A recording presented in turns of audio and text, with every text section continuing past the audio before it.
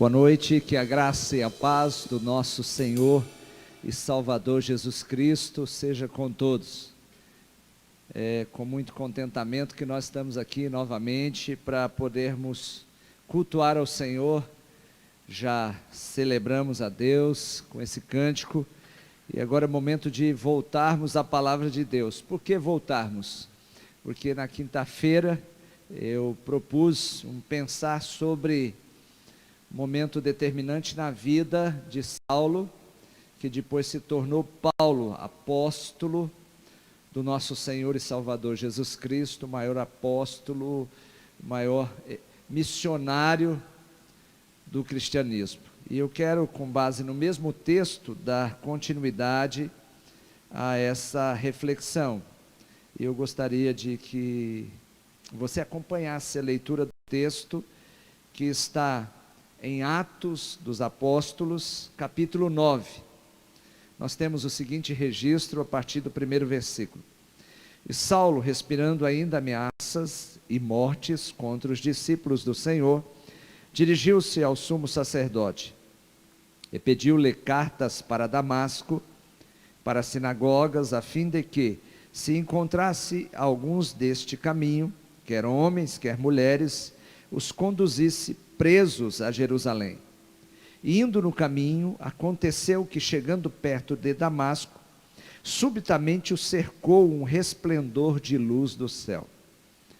Esse versículo foi a base para a nossa proposta de reorganizar a nossa existência na quinta-feira. Foi ele que foi a base no sentido dessa luz dos céus, é resultado desse encontro de Jesus com Saulo a caminho de Damasco, e isso serviu para nós podermos pensar nessa presença iluminadora de Deus, nos colocando no caminho certo e dentro do desígnio de Deus. O próximo versículo diz assim: e caindo em terra ouviu uma voz que lhe dizia: Saulo, Saulo, por que me persegues? E ele disse: quem és, Senhor? E disse o Senhor: eu sou Jesus, a quem tu persegues. Duro é para ti recalcitrar contra os aguilhões. E ele, tremendo e atônito, disse: Senhor, que queres que eu faça? E disse-lhe o Senhor: levanta-te e entra na cidade, e lá te será dito o que te convém fazer. E os homens que iam com ele pararam espantados, ouvindo a voz, mas não vendo ninguém. E Saulo levantou-se da terra e, abrindo os olhos, não via a ninguém. E guiando pela mão, o conduziram a Damasco. Esteve 3 dias sem ver, e não comeu nem bebeu. E havia em Damasco um certo discípulo chamado Ananias. E disse-lhe o Senhor em visão: Ananias? E ele respondeu: eis-me aqui, Senhor. E disse-lhe o Senhor: levanta-te e vai à rua chamada direita, e pergunta em casa de Judas por um homem de Tarso chamado Saulo, pois eis que ele está orando. E numa visão ele viu que entrava um homem chamado Ananias. E ele respondeu: eis-me aqui, Senhor. E punha... Voltando ao texto, eu dei uma fugida aqui. E numa visão ele viu que entrava um homem chamado Ananias, e punha sobre ele a mão para que tornasse a ver. E respondeu Ananias: Senhor, há muitos ouvi acerca deste homem, quantos males feitos santos em Jerusalém. E aqui tem poder dos principais sacerdotes para prender a todos os que invocam o teu nome. Disse-lhe, porém, o Senhor: vai, porque este é para mim um vaso escolhido, para levar o meu nome diante dos gentios e dos reis e dos filhos de Israel. E eu lhe mostrarei quanto deve padecer pelo meu nome. E Ananias foi e entrou na casa, impondo-lhe as mãos, disse: irmão Saulo, o Senhor Jesus, que te apareceu no caminho por onde vinhas, me enviou para que tornes a ver e seja cheios do Espírito Santo. E logo lhe caíram dos olhos como que umas escamas, e imediatamente recuperou a vista, e levantando-se, foi batizado, e tendo comido, ficou confortado. E esteve Saulo alguns dias com os discípulos que estavam em Damasco.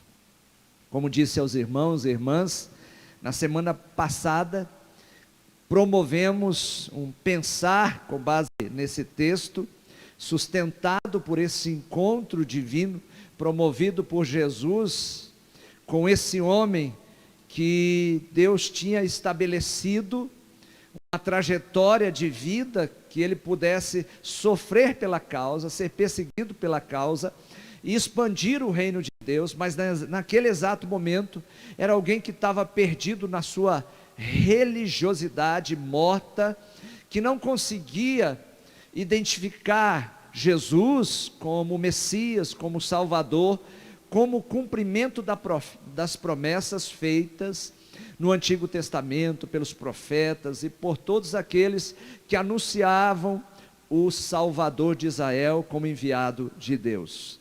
Aquela religião rejeitou, tanto é que o próprio Cristo disse em João: eu vim para os meus, mas os meus não me receberam, mas todos quanto me receberam, deles o poder de serem feitos filhos de Deus. Nessa proposta de reorganização existencial, diante de tudo que tem acontecido na humanidade, eu penso que Deus está provocando em nós um despertamento, provocando em nós um discernimento da nossa trajetória e da nossa jornada de vida, de maneira que nós possamos assimilar um novo jeito de ser. É proposto por muitos a ideia de nos refazermos, nos reinventarmos. E quando nós lemos esse texto é muito sugestivo para isso, para nós podermos olhar nesse texto e ver como Deus reinventa, como Deus transforma, como Deus reconduz uma vida ao caminho de Deus e ao propósito eterno. Eu disse na quinta-feira passada que a reorganização existencial, ela passa por esse encontro com Cristo. E a caminho de Damasco, Saulo tem essa experiência com aquela luz, que era uma luz que resplandecia mais do que a luz do sol, quando Jesus se manifesta a ele, e a partir dali, naquela experiência sobrenatural, tendo a visão celestial, ele tem uma experiência iluminadora a partir da presença de Jesus. E nós podemos entender que nós, muitas vezes, somos cegados na nossa caminhada de vida, porque nós perdemos essa presença de Deus, essa comunhão de Cristo, do Deus que nos traz luz para podermos enxergar aquilo que é apropriado para a nossa vida. Falei também que nessa experiência iluminadora, dentro do propósito de reorganização existencial, esse encontro divino, esses encontros com Deus, eles fecham os nossos olhos para um padrão existencial enganador. Por quê? Porque esse mundo jaz do maligno, e a própria palavra de Deus diz que o inimigo cegou o nosso entendimento, tanto acerca de Deus e acerca de nós mesmos. E a proposta foi caminhar nessa busca pela lâmpada divina, pela luz dos céus, tendo ela como orientadora dos nossos olhos e dos olhos do nosso coração, de maneira que nós pudéssemos caminhar dentro dessa proposta da contemplação da luz divina, e a partir da luz de Deus termos uma visão para a nossa vida a partir da visão de Deus. Esse mesmo texto nos permite olhar para ele nessa proposta de reorganização existencial, e agora o olhar não é o olhar para a luz, como aconteceu naquela experiência. Saulo, ele cai no chão diante daquela luz que sobrepõe a luz do sol, e a visão dele é aguçada, e ele tem uma experiência também, e eu penso que essa experiência, ela pode ser aplicada à nossa vida, nesse propósito de nos reorganizarmos como pessoas. E essa luz, essa reorganização existencial nos permite olhar para dentro. E eu acho interessante, no relato do evangelista Lucas, a partir do primeiro versículo, Saulo respirando ainda ameaças e morte contra os discípulos. Nesse propósito de reorganização existencial, nós precisamos olhar para dentro. E nós precisamos olhar para dentro de uma sensibilidade, de consciência de que o outro nos ajuda nesse olhar, um olhar preciso do outro, às vezes numa avaliação do que o outro em nós e nós não percebemos. O registro de Lucas faz com que ele, talvez por ouvir aquilo que ele ouviu, não dele ter visto, mas quantas coisas Lucas ouviu de Saulo, e no seu registro a Teófilo, ele enquadra, ele classifica Saulo, a partir da oratória, de tudo aquilo que ele ouviu, daquilo que foi sabido por ele, e ele começa a descrever Saulo, dizendo que Saulo respirava ameaças de morte. Então, esse olhar para dentro pode ser um olhar que assimila a nossa maneira de ser, quem nós somos, a partir da percepção e do registro do outro. Aqui nós temos o registro da vida de Saulo, alguém que era feroz, alguém que era assassino, alguém que tinha atitudes mortais, alguém que queria pegar o povo de Deus, o povo de Cristo, aqueles que eram do caminho, e prendê-los. A sua motivação, o seu impulso, a sua pulsão de vida é descrita aqui por Lucas, e Lucas delata Saulo dizendo isso. E nós vemos aqui essa descrição de Lucas acerca de Saulo. Só podemos reorganizar a nossa existência se nós tivermos habilidade para acolher também as percepções que os outros têm de nós. Mas muitas vezes nós temos atitudes reativas quando alguém vem emitir um comentário, que às vezes esse comentário vai nos colocar numa condição de depreciação, não para o outro, mas para nós, e nós automaticamente reagimos ao outro, e nos defendemos, às vezes até projetando sobre o outro falhas, e também delatando o outro, agredindo o outro, às vezes de forma verbalizada.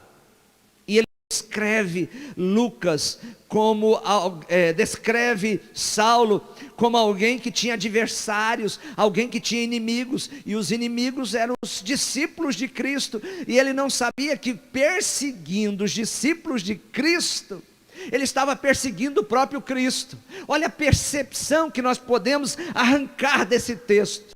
E às vezes nós não temos a ideia que quando nós nos movemos em direção a um irmão, a irmã, e às vezes dentro da nossa cegueira espiritual, por não ter uma devida responsabilidade de olhar para dentro e nos avaliarmos no sentido de saber o que nos move, muitas vezes a ir contra o irmão, às vezes até falar do irmão, caluniar o irmão, depreciar o irmão.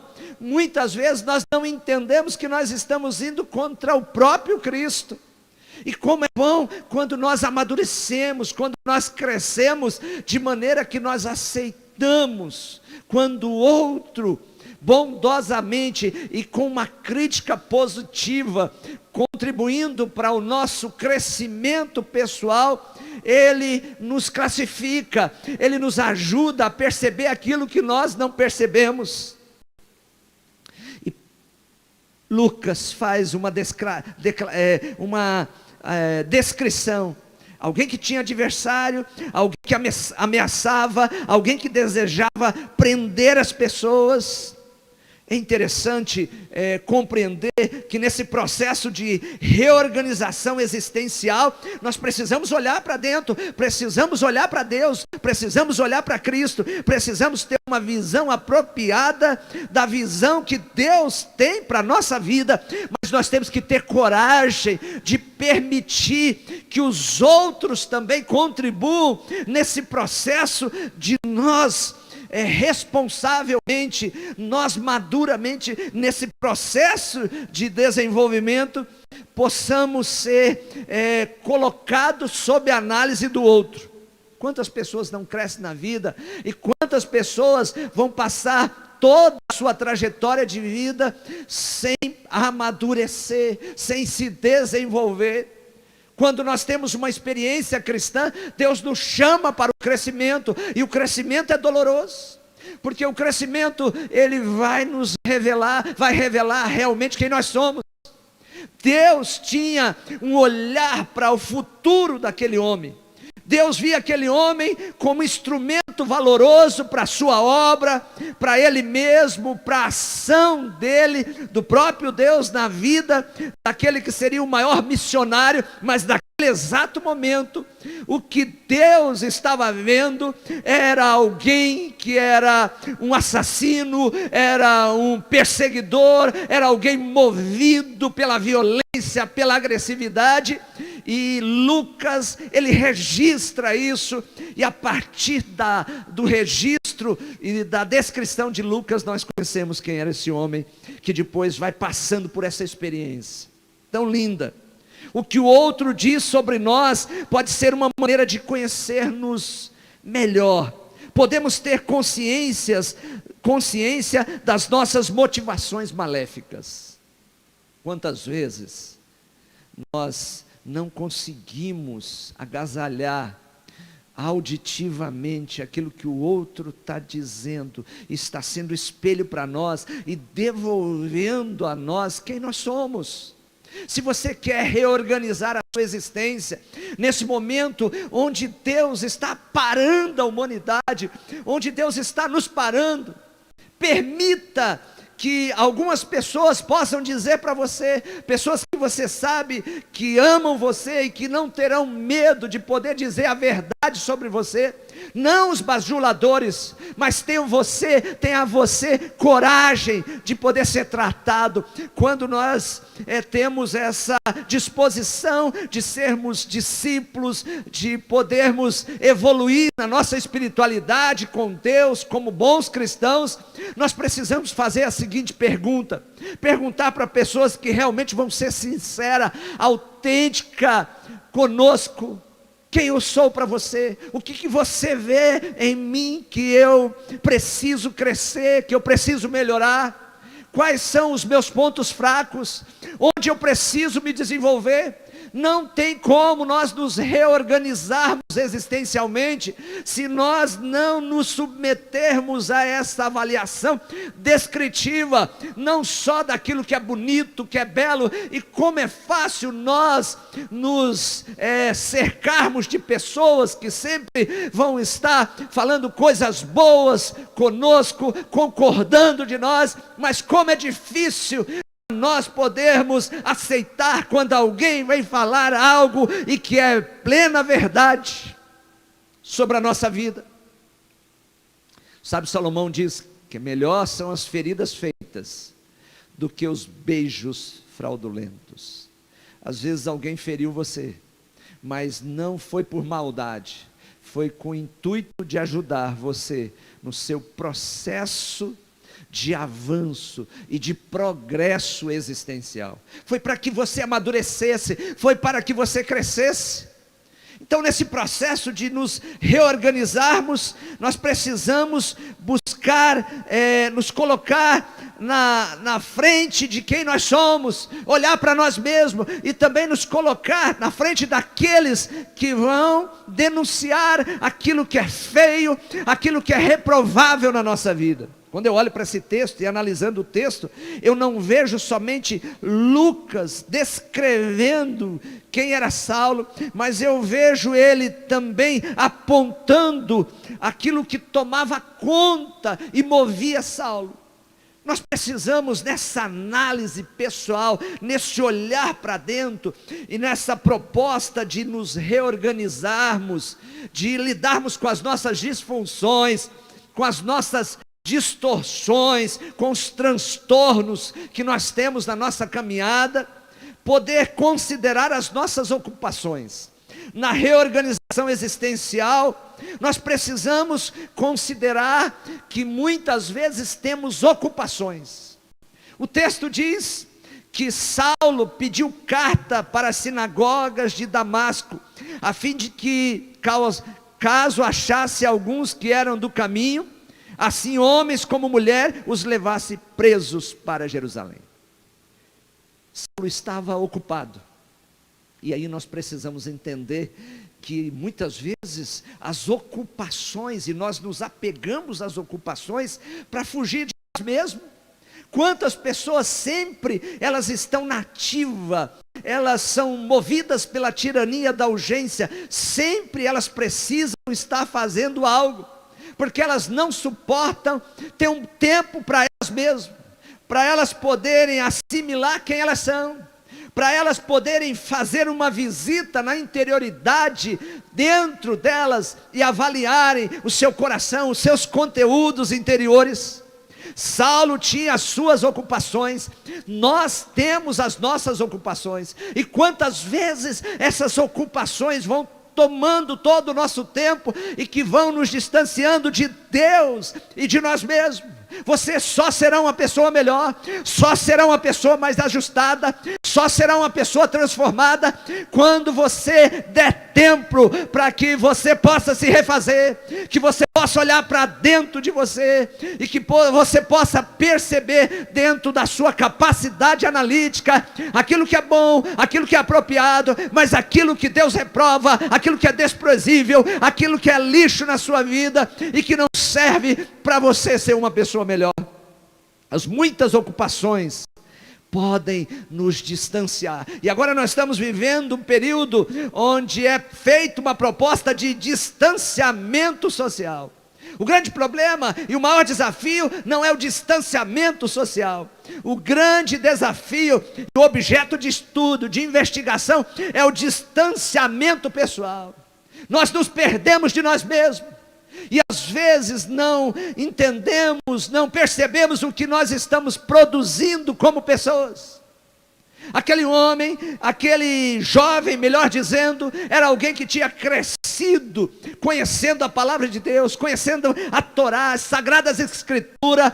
Ele era um profundo conhecedor dos preceitos de Deus, mas era alguém que precisava ser parado. E diz o texto que diante daquela experiência, ele cai. Sabe o que é aquilo? É Deus falando: para, eu quero tratar com você, eu quero usar você, eu quero te levar para uma dimensão mais profunda, eu quero tornar você um ser benéfico para o meu reino. E Deus nesse exato momento está parando a humanidade. Quantas pessoas deixaram de fazer o que estavam fazendo? Foram paradas. Hoje o lockdown é de Deus, não é do prefeito, não é do governador, é Deus dizendo: pare e olhe para dentro de você e permita que eu possa tratar de você. Quantas ocupações, quantas coisas que nós abraçamos, e a multiplicação das ocupações nos impedem de lidar com a nossa vida interior. Porque nós muitas vezes estamos tão ocupados com as coisas exteriores que não temos tempo para lidar com as coisas interiores. E elas são a base, ela deve ser a base para a nossa expressão de ser. E eu gosto muito dessa expressão: somos um constante vir a ser. Ser amanhã o que nós não somos hoje. E só o Cristo pode promover esse novo ser, porque aquele que está em Cristo, nova criatura é. E essa criatura nova só pode ser produzida diante da consciência da velha criatura. Então, quando Deus dá um bleque, quando Deus para Saulo. Deus está querendo remeter Saulo a toda a sua interioridade maléfica, que gerava nele uma força motriz para que ele pudesse destruir, para que ele pudesse prender, para que ele pudesse causar o mal para as pessoas.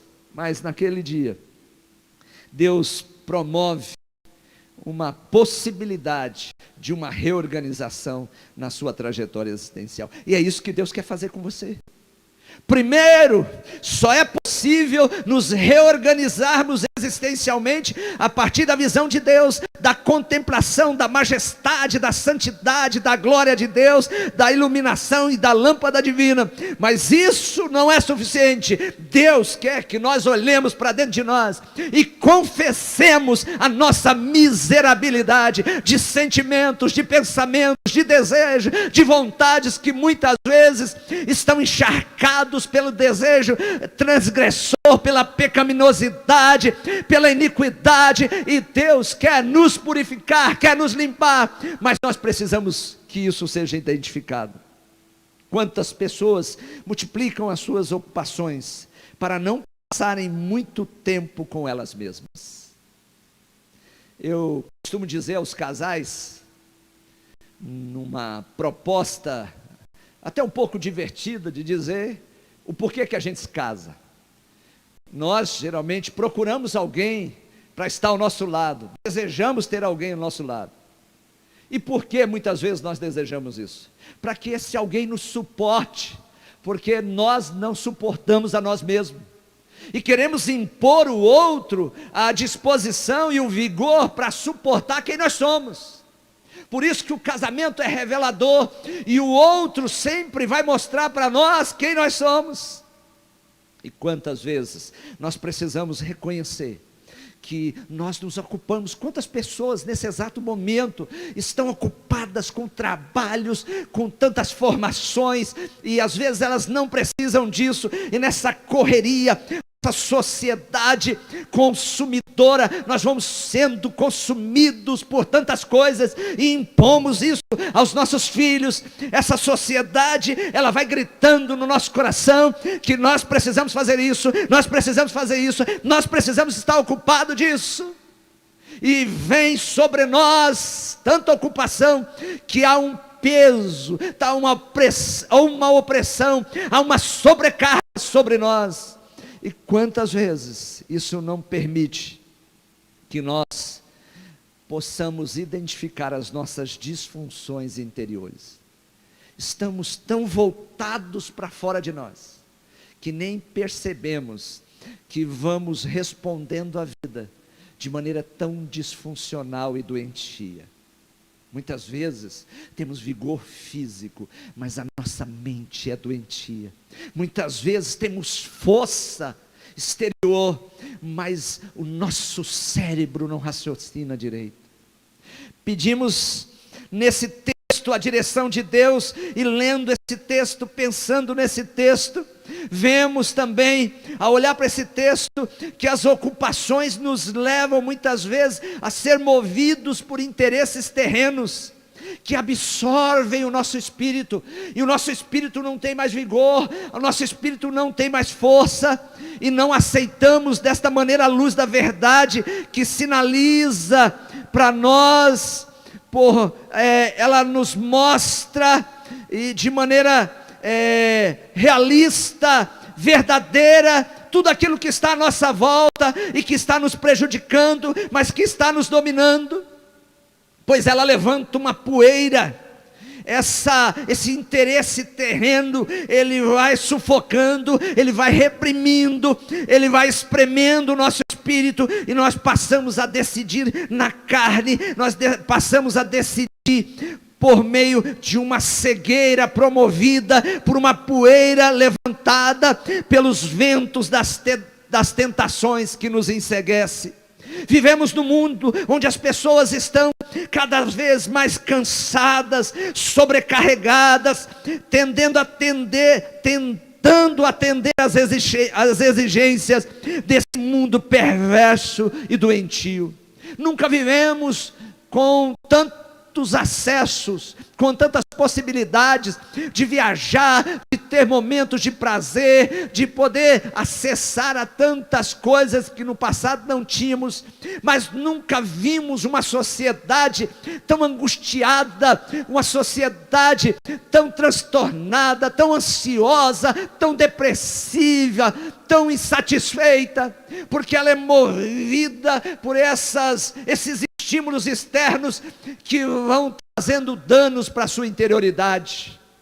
Por isso, nós temos um convite de Jesus. Você quer reorganizar o seu interior, quer reorganizar a sua existência? Olha o que Jesus chama para você fazer: vinde a mim, todos que estáis cansados e sobrecarregados das suas ocupações. A partir de hoje, Deus está ministrando o seu coração. Faça um levantamento de coisas que realmente você não precisa se ocupar dela.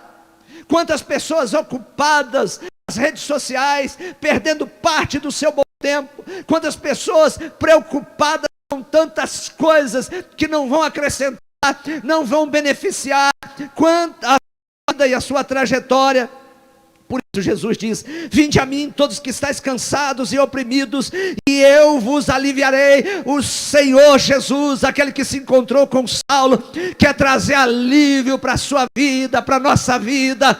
Saulo estava sobrecarregado por aquele desejo de destruir, de acabar com aqueles que eram do caminho, mas ele não sabia que aquele dia, movido pelo espírito de morte, ele se encontraria com Ele que é vida e vida em abundância. Ele seria reorganizado na sua trajetória de vida e de propósito. Então vá até Jesus. Jesus te convida, Ele quer te aliviar. Ele diz: tomai sobre vós o meu jugo e aprendei de mim, que sou manso e humilde de coração, e encontrarei descanso para as vossas almas, porque o meu jugo é suave e o meu fardo é leve. Sabe por que muitas vezes você abraçou tantas coisas? Sabe por que muitas vezes você se ocupou de tantas atividades? É por causa de carências interiores, é por causa de falhas na sua psique, no seu emocional, é falha no enchimento do seu espírito, e Deus quer remover isso da sua vida. Olhe para dentro, quer se reorganizar existencialmente, tenha coragem de enfrentar as suas verdades. Por outro lado, a vida interior, estarmos ocupados com a nossa interioridade, não pode nos levar a negligenciar o cuidado das ocupações exteriores. Precisamos equilibrar, precisamos desenvolver o domínio próprio, e nós não temos capacidade para isso. Precisamos do Espírito Santo para que Ele possa balançar a nossa ocupação com as coisas interiores e as nossas ocupações exteriores, para que nós não sejamos negligentes e não passemos por essa experiência terrenal sem poder produzir o que deveríamos produzir, mas de maneira saudável. Paulo, ele tinha uma ocupação. A Bíblia diz que ele pediu cartas de autorização para ir até Damasco, para ver se tinha alguns no caminho lá, e prendê-los, e se possível matá-los. Mas naquela experiência ele é parado, e ele foi parado para ouvir. Agora não é mais o registro de Lucas, agora não é mais o próprio Paulo olhando para si mesmo, mas agora é o próprio Senhor Jesus dizendo: olha o que o texto diz: e caindo por terra, ouviu uma voz que lhe dizia: Saulo, Saulo, por que me persegues? Saulo, Saulo, por que me persegues? Agora há do Cristo, é o Cristo descrevendo quem ele era. Ele era um perseguidor. Nós precisamos reorganizar a nossa existência a partir do olhar do outro, daqueles que estão próximos de nós, ou daqueles que têm competência para poder fazer uma análise sobre a nossa vida, para fazer uma descrição precisa daquilo que nós somos e para onde nós devemos ir, aquilo que nós devemos ser ou podemos ser, porque a responsabilidade é nossa. Quantas pessoas às vezes chegam num profissional da psicologia, num terapeuta, e eles lançam sobre esse profissional a responsabilidade do seu ajuste, da sua mudança. Eles querem que a vida seja mudada instantaneamente, mas às vezes aquela pessoa levou 20, 30, 40, 50 anos para ser o que ela é, e ela precisa de tempo, de responsabilidade com o seu processo de mudança, para ela ser mudada. Mas aqui não é Lucas, não é o próprio Saulo que está fazendo, olhando para dentro e avaliando. Agora quem está denunciando ele é o próprio Cristo. Nós precisamos entender que nesse processo de reorganização existencial, nós precisamos nos submeter ao olhar de Deus e à denúncia de Deus. Não é mais aquela experiência gloriosa, não é mais aquela experiência onde ele vê aquela luz e ele cai no chão. Agora é a voz de Deus dizendo para Saulo: Saulo, tu és um perseguidor, você está me perseguindo. Como é bom nós entendermos a importância de nos vermos a partir daquilo que Deus vê. E aí seria complicado se Deus fosse descrever e diagnosticar tudo aquilo que passa pela nossa mente.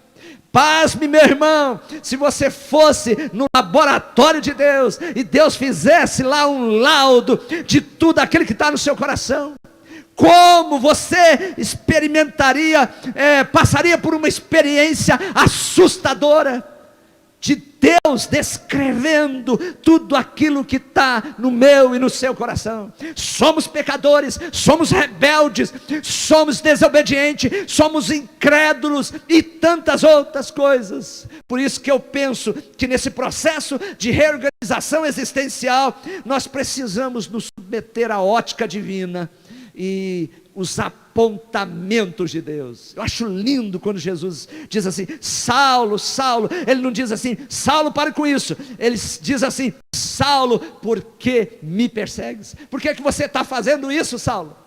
E porque muitas vezes nós estamos fazendo aquilo que nós não deveríamos fazer. Deus tem muita coisa para mostrar para mim e para você acerca daquilo que nós estamos fazendo, daquilo que nós estamos pensando, daquilo que estamos sentindo, aquilo que está lá dentro e que quem olha para você não consegue perceber, mas Deus vê o seu coração. E aí eu penso que a ideia maior e a proposta de desenvolvimento é irmos para o Salmo de número 139. Senhor, tu me sondaste e me conheces. Tu sabes o meu assentar e o meu levantar. De longe entendes o meu pensamento. Pensamento não pode ser impedido, não pode ser evitado, mas um pensamento pode ser substituído. E quantas vezes os nossos pensamentos estão carregados de reprovação divina? Olha o texto: cercas o meu andar e o meu deitar, e conhece todos os meus caminhos, as nossas decisões, as nossas escolhas. Não havendo ainda palavra alguma na minha língua, eis que conhece todos os meus caminhos, diz o texto. Não havendo ainda palavra alguma na minha língua, eis que logo, ó Senhor, tudo conheces. Tu me cercaste por detrás e por diante, e puseste sobre mim a tua mão. Tal conhecimento é para mim maravilhosíssimo, tão alto que não o posso atingir. Para onde me irei do teu Espírito? Ou para onde fugirei da tua face? Se subir ao céu, lá tu estás. Se fizer no inferno a minha cama, eis que tu ali estás também. Se tomar as asas da alva, se habitar nas extremidades do mar, até ali a tua mão me guiará, e a tua destra me susterá. Se disser, de certo que as trevas me encobrirão, então a noite será luz à roda de mim, nem ainda as trevas me encobrem de ti. Mas a noite resplandece como o dia, as trevas e a luz são para ti a mesma coisa. Pois possuíste as minhas entranhas, cobriste-me no ventre de minha mãe. Eu te louvarei, porque de um modo assombroso e tão maravilhoso fui feito. Maravilhosas são as tuas obras, e a minha alma o sabe muito bem. Os meus ossos não te foram encobertos, quando no oculto fui feito, e entretecido nas profundezas da terra. Os teus olhos viram o meu corpo ainda informe, e no teu livro todas estas coisas foram escritas, as quais em continuação foram formadas, quando nem ainda uma delas havia. E quão preciosos me são, ó Deus, os teus pensamentos, quão grandes são as somas deles. Se as contasse, seria em maior número do que a areia. Quando acordo,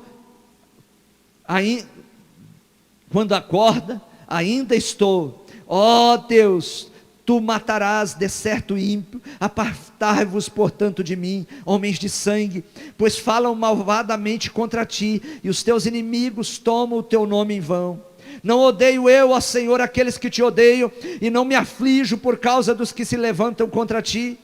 Odeio-os com ódio perfeito, tenho-os por inimigo. Sonda-me, ó Deus, e conhece o meu coração. Prova-me e conhece os meus pensamentos, e vê se há em mim algum caminho mau, e guia-me pelo caminho eterno. O próprio salmista diz que ele é movido muitas vezes pelo ódio daqueles que eram adversários de Deus. Mas uma coisa linda que ele faz, autêntica e necessária, que é aplicável para a nossa vida, nessa proposta de reorganização existencial, é nós pedimos para Deus ver, Ele olhar, Ele contemplar se existe algum caminho mau, e nos guiar pelo caminho eterno, nos levar a uma trajetória existencial, de maneira que nós possamos constatar aquilo que o Senhor não aprova. A Bíblia diz que um dia, Davi, em vez de sair no tempo em que os reis saíam para a guerra, ele ficou em casa, e naquele dia ele contemplou uma mulher belíssima chamada Betseba. Ele a desejou, ele perguntou a quem ela pertencia, disseram para ele, mesmo assim ele se deitou com ela, cometeu adultério, e depois que ela revelou que ela tinha concebido, estava grávida, ele manda trazer o seu esposo, e ele propõe que o seu esposo vá se deitar com ela, mas ele, tão tomado pelo compromisso de ser um guerreiro da causa, diz: olha, Israel está em tenda, o povo de Deus está lutando, e eu não posso estar aqui me folgando. E ele resiste àquela proposta do rei, e o rei, movido pelo pecado, porque o pecado já tinha tomado conta dele, primeiro o adultério, primeira transgressão, e depois ele é movido pelo seu pensamento, por algo vem à sua mente, a única saída é matar, a única saída é destruir. E quantas pessoas às vezes pensam em matar? Você que aí está me ouvindo, quantas vezes você desejou a morte de alguém? Quantas vezes você pensou e moveu-se no anseio de ver essa pessoa que você se desgostou dela, ou às vezes que contrariou você, você desejou que ela fosse morta, que ela morresse, desaparecesse da sua vida. E Deus, que conhece plenamente o coração, deixou Davi, e Davi na sua autonomia existencial, dentro do seu livre-arbítrio, manda Urias voltar, mas coloca nas suas mãos uma carta, e era uma carta de morte, era uma carta onde o comandante deveria colocar Urias na frente de batalha, e quando a batalha estivesse mais acirrada, eles deveriam recuar e deixar que ele fosse morto. E é o que aconteceu. E um mensageiro, depois de tudo isso que aconteceu, veio a Davi notificar, relatar o que tinha acontecido. Olha, meu senhor, Israel estava em guerra, e nós perdemos algum dos nossos soldados, e entre eles Urias. E o texto vai dizer o seguinte, meus irmãos, diz o texto que Davi falou o seguinte: com espada nós ferimos, e nós também somos feridos. Não te pareça mal aos teus olhos. Aos olhos de Davi, aquilo não significava nada. A sua maldade, aquela sua direção e a sua força interior para matar um soldado do exército de Deus. Mas quando você lê um pouquinho mais o texto, lá vai dizer que aquilo que Davi fez pareceu mal aos olhos do Senhor. Meus irmãos, nessa organização existencial, só vamos crescer e amadurecer se passarmos pela análise dos olhos de Deus. Como fazemos isso? Primeiro, lendo a palavra de Deus e deixando Deus ministrar no nosso coração aquilo que Deus desaprova, aquilo que não está aliançado com o coração de Deus. Quantas vezes, quando nós chegamos num texto, e esse texto texto confronta, e esse texto não vem ao nosso favor, esse texto vem para colocar-nos no chão, e trabalhar, e burilar, e nos modelar, e nos reformar. Nós não damos muito valor, e nós sempre pensamos, isso daqui é para aquele irmão, isso daí é para aquela pessoa, e quantas vezes nós não permitimos que Deus trabalhe conosco, e nos revele, e mostre para nós quem nós somos, a partir da sua própria palavra. Olha o que diz a palavra do Senhor.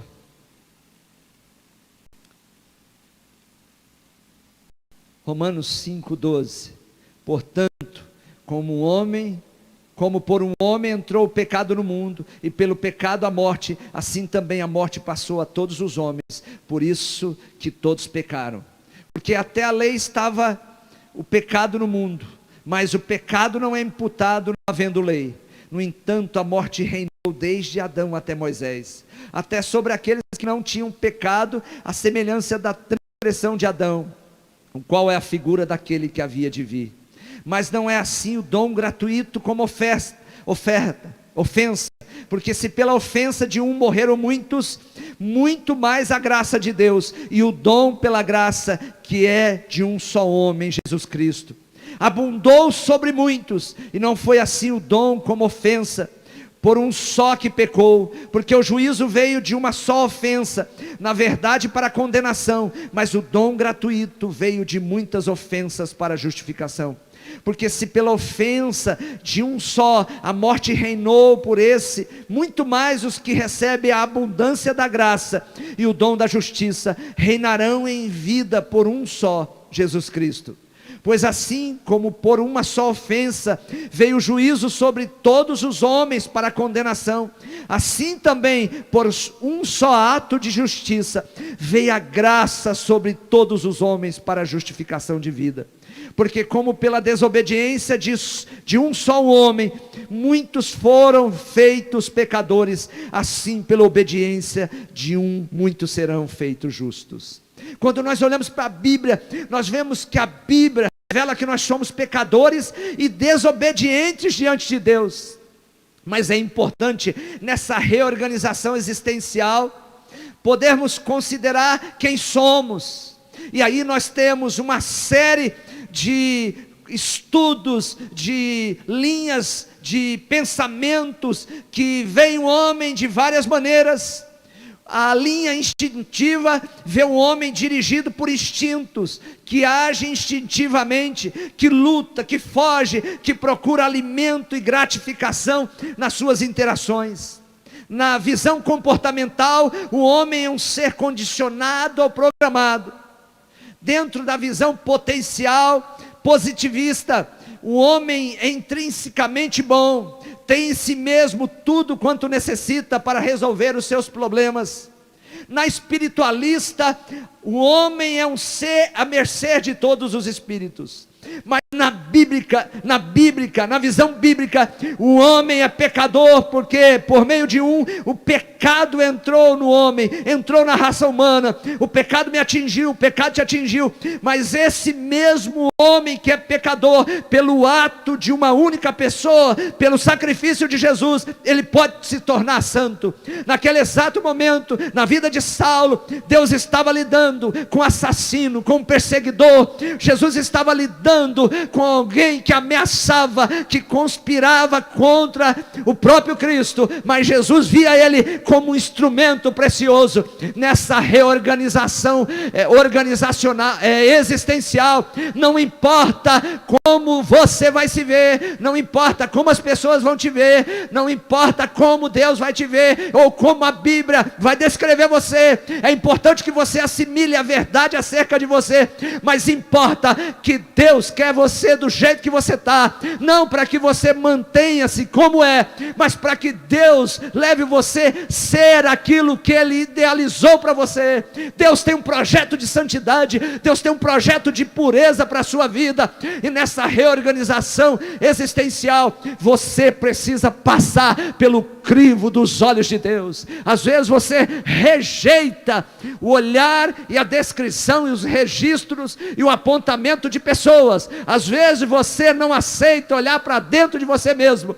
Mas a pior das coisas é quando você não aceita que Deus mostre para você quem você é.